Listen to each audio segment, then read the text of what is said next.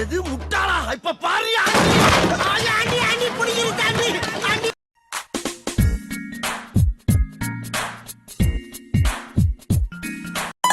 காலையில கண்ணா பின்னான்னு ஆட்டத்தை போட்டுட்டு டைரக்டா டாஸ்க்கு போயிட்டாங்க. அதாவது தலைவனா தலைவியான்னு ஒரு தலைவலி புடிச்ச டாஸ்க். இந்த டாஸ்க்ல தேர்ந்தெடுக்கப்பட்ட நபர்கள் யாருன்னா முத்து, ஜாக்லின், அப்புறம் நம்ம விஷால். ஆனா இன்னைக்கு கொஞ்சம் வித்தியாசமான விளையாட்டு. இதுல எதனா உள்ள அர்த்தம் இருக்கா? சேச்சே அப்படிலாம் எதுவும் கிடையாது. அதாவது இந்த 3 பேருக்கும் உள்ள இருக்கவங்க எல்லாம் சப்போர்ட் பண்ணணும். அந்த வகையில நம்ம ஜாக்லினுக்கு தீபக் அண்ணா, ரயான், பவித்ரா மற்றும் நம்ம சௌந்தர்யா. அடுத்து நம்ம முத்துக்குமரனுக்கு ராணவ், மஞ்சரி. கடைசியா நம்ம விஷாலுக்கு அருண், ரஞ்சித், அன்ஷிதா மற்றும் ஜெஃப்ரி. நல்ல பார்ட்னர்ஷிப். இப்படியே மெயின்டைன் பண்ணி ஓட்டுங்க.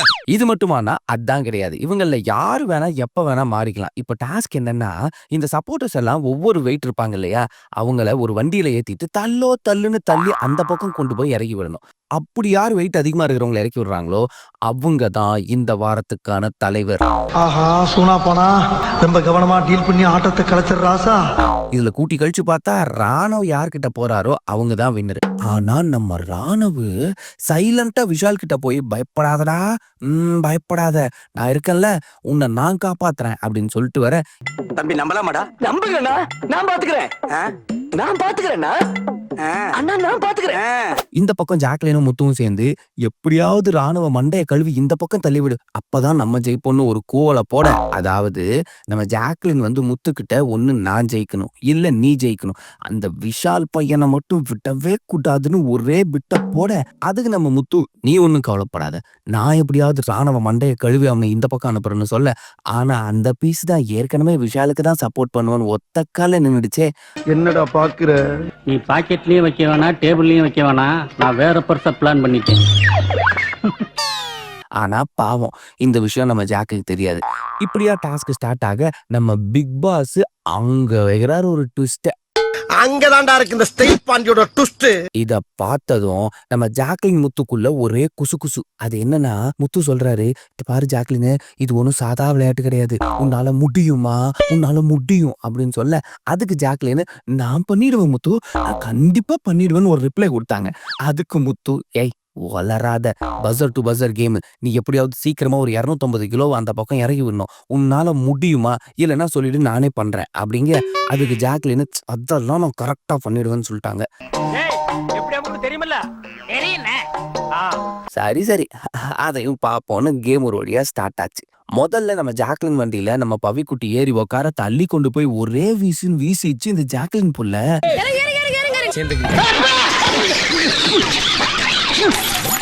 ஆகலையோ, என்னையா வண்டி ஓட்டுற? சொல்லிட்டு பிரேக் போடுறதுல நான் ஜாக்லின், உன்னை நம்பி வந்தா இப்படியா பண்ணுவ? பாவம் நம்ம பவிக்குட்டி. அடி ரொம்ப பலமா பட்டிருக்கோம். இந்த பக்கம் நம்ம விஷாலு நம்ம கண்ணம்மா கணவரை கரெக்டா இறக்கி விட்டாப்ல. ஆனா அடுத்த மூட்டை கொஞ்சம் வெயிட்டான மூட்டை. அதாவது நம்ம ரஞ்சித் அண்ணன், அவரை ஏத்திக்கிட்டு கொஞ்சம் மெதுவா போகணும் இல்லையா, அதை விட்டுட்டு நம்ம விஷாலு சும்மா விருட்டுன்னு உருட்டி கொண்டு போய் குப்பரக்க கவுத்து விட்டாப்ல. எது முட்டாளா? இப்ப பாரு.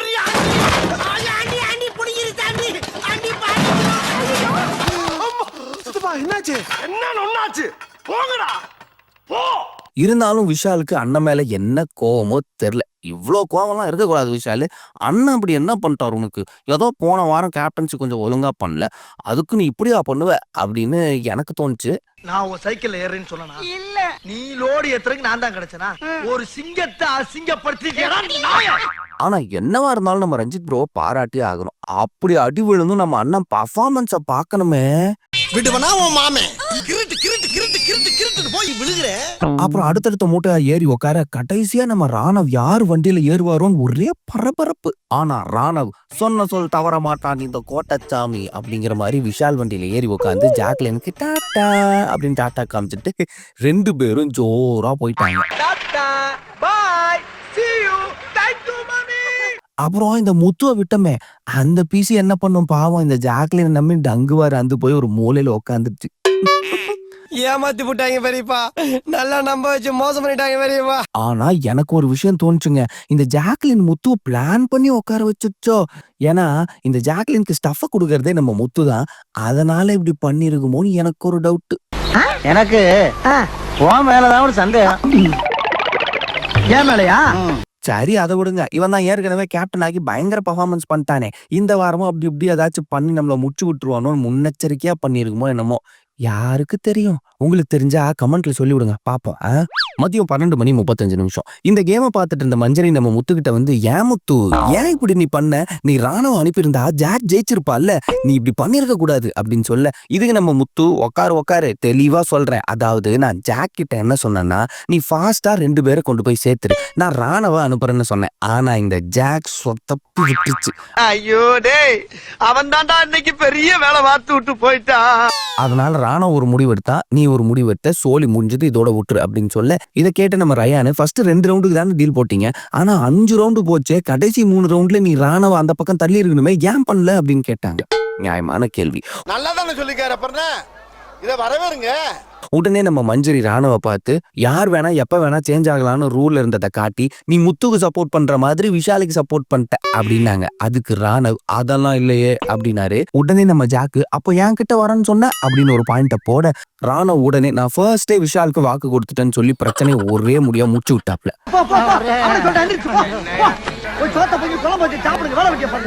அப்புறம் என்ன, விஷாலுக்கு முடிசூட்டு விழாதான் கோலாகலமா நடந்துச்சுங்க. இப்படி நடந்து முடிய வழக்கம் போல எல்லா கேப்டன் மாதிரியும் நான் பொறுப்பா இருப்பேன் பருப்பா இருப்பேன்னு பேசிட்டு நம்ம மஞ்சரிய, நீங்க தான் என்னோட துணை கேப்டன் அப்படின்னு முடிவு பண்ணிட்டாப்ல. நான் ராணிங்களா? மகாராணி. அதுக்கு நம்ம மஞ்சரி, முடியாது, நீ நானும் ஒரே இடத்துல இருந்தா கருத்து வேறுபாடு நிறைய வரும், அதனால உனக்கு எனக்கு நிறைய முட்டிக்கும், அதனால எனக்கு இதுல விருப்பம் இல்லை அப்படின்னு விலகிட்டாங்கோ.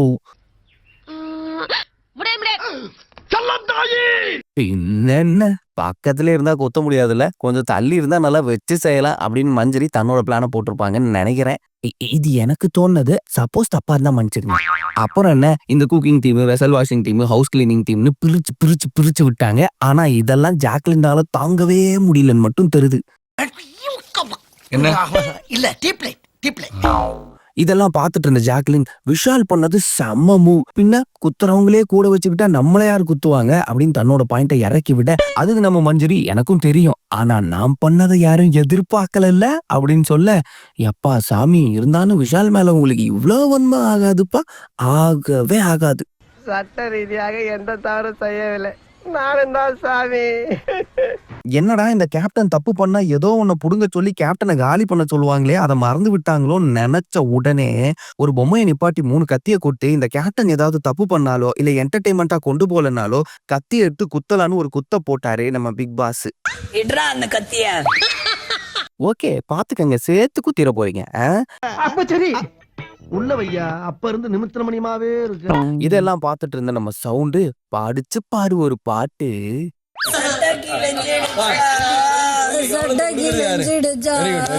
டேய், இன்னொரு கிட்னியை கூட எடுத்துக்கங்கடா, அவனை பாடுறத பாட்ட சொல்லுங்கடா. சுமாரா போயிட்டு இருக்கிற இந்த எபிசோட கொஞ்சமாவது சூடேத்துவோமே அப்படின்னு சொல்லி நம்ம பெரிய முதலாளி நாமினேஷன் ப்ராசஸை ஸ்டார்ட் பண்ணுங்கன்னு சொன்னது மட்டும் இல்லாம, இந்த மஞ்சரிய உன் வாயால பிள்ளையார் சொல்லிய போட்டு விடுமா அப்படின்னு சொல்லி விட்டாப்ல. வந்த மஞ்சரி, நான் அன்ஷிதா அண்ட் அருணை நாமினேட் பண்றேன், ஏன்னா அவங்க 2 பேரும் பர்சனலா விளையாடுற மாதிரி எனக்கு தோணுது, அதனால இந்த கேம் கெட்டு போகுது நட்டு போகுதுன்னு தன்னோட முதல் குத்த சும்மா கும்மாங்குட்டா குத்தி உச்சு அந்தம்மா.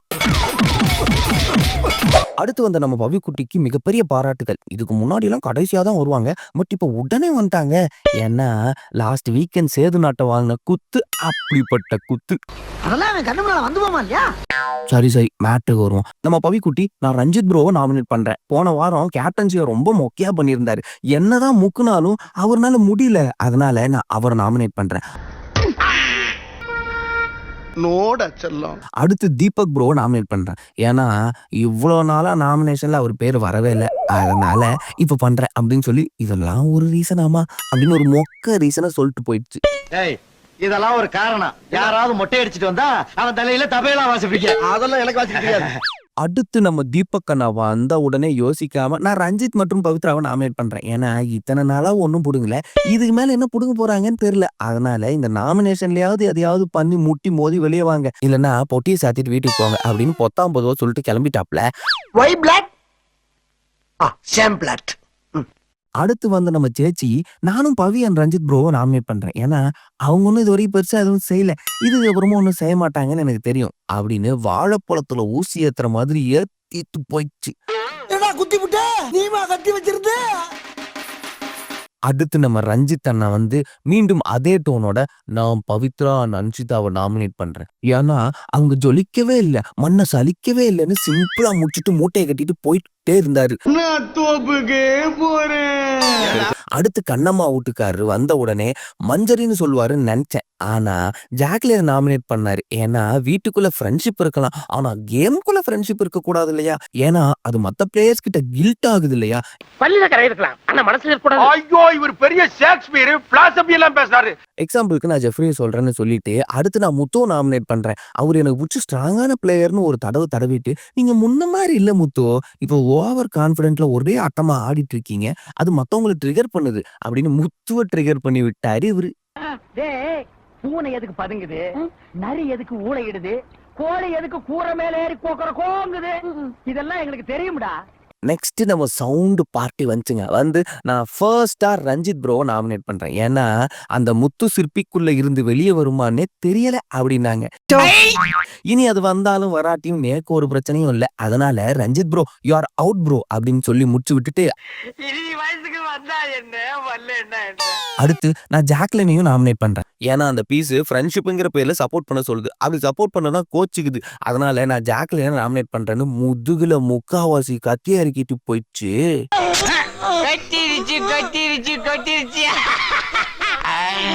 அடுத்து பிக் பாஸின் சொத்து நம்ம முத்து வந்த உடனே நான் சௌந்தர்யாவை நாமினேட் பண்றேன். ஏன்னா அது சேஃப் பிளே பண்ணுது. அது அன்னியன் மாதிரி 2 மோடு வச்சிருக்கு. அது என்னன்னா ஒன்னு ஆக்ஷன் மோடு, இன்னொன்னு cringe mode, sorry cute mode. அதை 2ஐயும் வச்சு சேஃபா விளையாடுது. இவனுக்கும் தெரிந்து விட்டதா? இன்னொரு பாயாசத்தை போட்டுற வேண்டியது. இப்ப கூட ரஞ்சித் ப்ரோவை நாமினேட் பண்ணது அதுல ஒண்ணுதான்னு நேக்கா ஒரு குத்து குத்திட்டு அடுத்து நம்ம கண்ணம்மா வீட்டுக்காரர் பக்கம் திரும்பி என்ன ஒரு ஓட்டு தான் வாங்கியிருக்கீங்க அப்படின்னு லைட்டா கேட்டுட்டு அடுத்து அருண் வந்துட்டு செய்யற தப்ப ஒத்துக்கவே மாட்டிக்கிறாருன்னு வெயிட்டா அவனை இறக்கிட்டு கிளம்பிட்டாரு. போனா போகுது உச்சி மண்டை தானே. அடுத்து வந்த ராணவு நான் ரயானை நாமினேட் பண்றேன். ஏன்னா அவர் பண்ற அது எனக்கு பிடிக்கல. அப்புறம் முத்துவை நாமினேட் பண்றேன். ஏன்னா அவர் பண்ற இது எனக்கு பிடிக்கலன்னு ஏதோ ஒண்ணு சொல்லணுங்கிறதுக்காக சொல்லிட்டு போயிடுச்சு. இவங்க தெரிஞ்சு பேசுறானுங்களா இல்ல என்ன வெறுப்பேத்துறாங்களா தெரியலையே. அடுத்து வந்த விஷாலு நான் ரயானை நாமினேட் பண்றேன். அவன் கேம்ல இருக்கிற மாதிரி வீட்டுக்குள்ள இல்லைன்னு வினோதமா ஒண்ணு சொல்லிட்டு நெக்ஸ்ட் நான் மஞ்சரியையும் நாமினேட் பண்றேன். ஏன்னா அவங்க வந்ததுல இருந்து நிறைய பேரோட கேம் பாதிக்கப்படுது, அதுவும் முத்துவோட கேம் ரொம்ப பாதிக்கப்படுது. அடுத்து வந்த நம்ம ஜாக்லின் நான் அருணை நாமினேட் பண்றேன். ஏன்னா முயலுக்கு 3 கால்னு முக்கி சொல்லுவாரு. தான் மேல தப்பே இல்லைன்னு காமிச்சுக்க விளையாடுற புத்திசாலி. அவரு பல பேரை பகடக்காயா யூஸ் பண்ணி விளையாடுறாரு. எக்ஸாம்பிளுக்கு ராணவன் விஷால். அதனால நான் அவரை நாமினேட் பண்றேன். அப்படியே மூக்கல 2 பஞ்சு வச்சு நாடி கட்டி கட்டி தூக்கி விடு, போய் சேர்ந்துறேன். நெக்ஸ்ட் யார சொல்றதுன்னு தெரியாம யோசிச்சு கொஞ்ச நேரம் கழிச்சு நான் ரஞ்சித் ப்ரோவை நாமினேட் பண்றேன். நாமினேட் பண்றவங்க எல்லாமே சேஃப்ல இருக்காங்க. சரி ஓகே. நம்ம ஆட்டோக்கார தம்பி எங்க இருக்கான்னு கொஞ்சம் பாருங்கம்மா. சரி ஓகே ஃபைன். ஏன்னா அவர் எமோஷன்ஸை வெளில காமிக்கவே மாட்டேங்கிறாரு. அதனால நான் இவரையும் நாமினேட் பண்றேன் அப்படின்னு கடைசியா எல்லாரும் சேர்ந்து நம்ம ரஞ்சித்தை ரணஜித் ஆக்கி விட்டாங்க. வேற என்ன வழி, அதுதானே இருக்கு. யார் பத்த பிள்ளைங்க நம்ம பிரச்சனையை பூரா தீர்த்து வைக்கலாம். அப்புறம் யாரெல்லாம் இந்த கோவா கேங் பிரியணும், சௌந்தர்யாக்கும் ஜாக்லினுக்கும் முட்டிக்கணும்னு மண்டி போட்டு ப்ரே பண்ணீங்க, அப்படி ப்ரே பண்ணியிருந்தா ரொம்ப நன்றி. ஏன்னா அந்த ப்ரேயர் பண்ணதுல நானும் ஒருத்தன். சரி பிரச்சனைக்கு வருவோம். நம்ம சவுண்ட் ஜாக்லினை நாமினேட் பண்ணாங்க இல்லையா, அது ஒன்றும் அவங்களுக்கு பிரச்சனை இல்லையா. ஆனா பிரச்சனை என்னன்னா ஃப்ரெண்டுன்னு ஒரு வேர்ட் யூஸ் பண்ணி நாமினேட் பண்ணாங்கல்ல, அதுதான் ஜாக்லினுக்கு மிகப்பெரிய பிரச்சனையாமாப்பா. ஆனா ஆமாப்பா, இத பத்தி நம்ம ரயான் கிட்ட ஜாக்லின் ஒரு ஃபீலிங்ஸ் டாக் பாரு ரயான், ஃப்ரெண்டுன்னு சொல்லிட்டு முதுகுல முத்தம் குடுத்துட்டு போயிட்டா. இதெல்லாம் தப்பு இல்லையா? நீயே சொல்லு. அதுக்கு நம்ம ரயான் நான் ஏன் சொல்லணும், நான் சௌந்தர்யாவே கேட்டுருவோம் அப்படின்னு சொல்லிட்டு ரயான் கோத்து விட்டு போயிட்டாப்ல. வந்த சவுண்டு நான் மச்சான் என்னாச்சு அப்படின்னு கேட்க, அதுக்கு ஜாக்லின் நீ ஏன் ஃப்ரெண்டுன்னு சொல்லி நாமினேஷன் பண்ண அப்படின்னு ஜாக்லின் கேட்க, அதுக்கு நம்ம சவுண்டு அப்போ நான் உன்னை நாமினேட் பண்ணக்கூடாதா, ஃப்ரெண்டுங்கிற வார்த்தை யூஸ் பண்ணக்கூடாதா, அப்போ உன்னை எதுவுமே சொல்லக்கூடாது இல்ல நேரங்க நியாயமா இது அப்படின்னு கேட்க, உடனே ஜாக்கு அப்போ என் டாஸ்க்ல என் பின்னாடி எதுக்கு நீ வந்து நின்ன அப்படின்னு ஒரு கிடுக்கு புட்டி கேள்வியை கேட்க, அது நம்ம சவுண்டு நான் முத்து பின்னாடியோ இல்ல விஷால் பின்னாடியோ போலாம் தான் நினைச்சேன், ஆனா நீ கோச்சுப்பியோ அப்படின்னு தான் உன் பின்னாடி வந்து நின்ன அப்படின்ட்டாங்க. தம்பி ஒரு மனுஷன் போய் பேசலாம், ஆனா ஏக்கர் கணக்கில் எல்லாம் பேசக்கூடாது. அதுக்கு நம்ம ஜாக்கு அப்படி ஒண்ணு என் ஃப்ரெண்டா இருக்கணுங்கிற அவசியமே எனக்கு இல்ல, பொடி பொட்டேட்டோ பொடி டொமேட்டோன்னு சொல்லி மூஞ்ச 2 பேரும் பின்வாசல்ல வச்சுக்கிட்டு 2 பாகமா போயிட்டாங்க. அப்பா இத பாக்கும்போது பேரானந்தமா இருந்துச்சுங்க. இதெல்லாம் நடக்க நம்ம ஜாக்கன்ல இருந்து ஒரே கண்ணீர் மழைதான். நான் தூரமா நிக்கிறதுக்கு ரெடின்ற நான் உங்ககிட்டயே வர மாட்டேன். நான் அன்னைக்கே உங்க 2 பேர்கிட்ட பேச மாட்டேன்னு தான் சொல்லிட்டு போனேன். இல்ல எனக்கு யாரும் இல்ல, தம்பி இல்ல. மச்சான் மறுபடியும் ஆரம்பிச்சிருச்சு. அக்கா நிறுத்துக்கா அக்கா. பாவம் நம்ம ஜாக் இதை தாங்க முடியல போல அழுதுகிட்டே இருக்க நம்ம மஞ்சரி போய் ஒரே மோட்டிவேஷன் ஸ்பீச் தான். இந்த பாருமா இது இல்லாம அழுவ ஜாக்லின்னு அவ கேமுக்காக சொன்னான்னு வச்சுக்கவன், நீ ஸ்ட்ராங்கான பிளேயர்மா, அதனாலதான் அவன் உன்னை சொல்றா, புரியுதா உனக்கு அப்படின்னு சொல்ல, அதுக்கு ஜாக்கு அதுக்கு ஏன் மச்சான் ஃப்ரெண்டுங்கிற ஒரு வார்த்தையை யூஸ் பண்ணணும், நான் கேட்டனா சொல்லு, நான் கேட்டனா அவட்ட வா வந்து என் கூட நில்லு எனக்கு சப்போர்ட் பண்ணுன்னு. அவளா வந்து நிக்கிறா, அப்புறம் அவளா நீதான் அதுக்கு காரணம்னு என்னைய தப்பு சொல்றா. இப்படி ஃப்ரெண்டா பழகிட்டு முதுகுல குத்துறா. என்னால ஒண்ணுமே முடியலன்னு ஒரே குமுறலி. தங்கச்சி இந்த பக்கம் நம்ம சௌந்தர்யா விஷால் கிட்ட என்ன மச்சான் அப்ப நான் ஒண்ணுமே சொல்லக்கூடாதா, அவ ஃப்ரெண்ட்ஷிப் உண்மையா கேம் எஃபெக்ட் பண்ணுது அதுதானே நான் சொன்னேன், அப்போ நான் எனக்கு தோன்றதை சொல்லக்கூடாதா மச்சான், சொல்லவே கூடாதா, புரியுதாடா, அவ ஃபேஸ் ரியாக்ஷனே மாறுது, அப்படிங்கிறா இப்படிங்கிறா, அப்ப அவ தப்ப ஏத்துக்கவே மாட்டாளா, அவ சரின்னு சொல்லுவா, அதை நான் கேட்டுக்கிட்டே இருக்கணுமாடா சொல்லு அப்படின்னு சவுண்டு சங்கட்டமே இல்லாம தன்னோட கேமை ஸ்டார்ட் பண்ணிடுச்சு. ஆக மொத்தம் 2 குத்து. அப்புறம் சோறு வேணும் இல்லையா, சோறு, அதுக்காக பிஸ்கெட் டாஸ்க். அதுல நம்ம ராணுவ மட்டும் தலையை வெட்டின ஆடு மாதிரி துடிச்சுக்கிட்டு இருந்தாப்ல.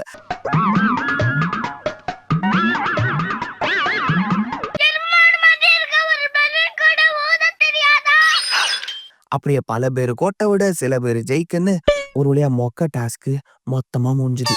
என்னடா சண்டை பெருசாகும் நம்ம கண்டென்ட்டுக்கு பஞ்சம் இருக்காதுன்னு யோசிச்சா இந்த யோசனையில மண்ணள்ளி போட்டாங்க. அட ஆமாங்க, சவுண்டும் ஜாக்லினும் சமாதானமா போயிட்டாங்க. அந்த சமாதான பேச்ச கேட்போமா, ஜாக்லின் நம்ம சவுண்டு கிட்ட வந்து, இந்தா சௌந்தர்யா என் பின்னாடி உனக்கு இஷ்டம் இருந்தா வந்து நில்லு, சும்மா நான் கோச்சுப்பேன் கீச்சுப்பேன் நீயா ஒன்னுலாம் நினைச்சிட்டு வந்து சொல்லாத ஓகேவா அப்படின்னு சொல்ல, அது நம்ம சவுண்டு, அப்போ நான் உன்னை நாமினேட் பண்ணக்கூடாது அப்படிதானே, சரி விடு மச்சான் இதோட இதை ஃப்ரீயா விடு, இதை பத்தி பேச வேணாம், நீ வேலையை பாரு நான் என் வேலையை பாக்குறேன் அப்படின்னு போயிடுச்சுங்க. மச்சான் நான் எது பண்ணாலும் நல்லதாண்டா பண்ணுவேன். எனக்கு நல்லது பண்ண நீ யாரா? மச்சான் ஐஎம் ஒரு பார்த்தா போடா.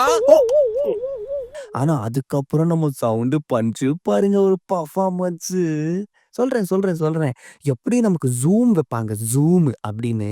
அப்பப்பா நம்ம எதுவுமே சொல்லக்கூடாது, இத்தனை பேர் நாமினேட் பண்ணாங்க ஆனா அவங்களெல்லாம் எதுவும் சொல்ல, நேரா நான் தான் கிடைச்சனா, நான் நினைக்கிறேன் எதுவுமே சொல்லக்கூட முடியல. இந்த இருக்கான் பாருங்க ஜெஃப்ரி, இவனும் சொல்ல மாட்டான். இந்தா இப்போ வரைக்கும் மாட்டுக்குட்டி இருக்கானே ரயானு, அவனும் எதுவும் சொல்ல மாட்டான். சரி என்ன பண்ண அப்படின்னு ஒரே புலம்பல் தான் நம்ம சௌந்தர்யா. ஆனா கிரேட் பர்ஃபார்மன்ஸ் சௌந்தர்யா. ஓகே இன்னைக்கு கண்டென்ட் அவ்வளவுதான், இனி நாளைக்கு வீடியோல பார்க்கலாம். டாடா பாய், see you, take care. வரட்டா மாமே.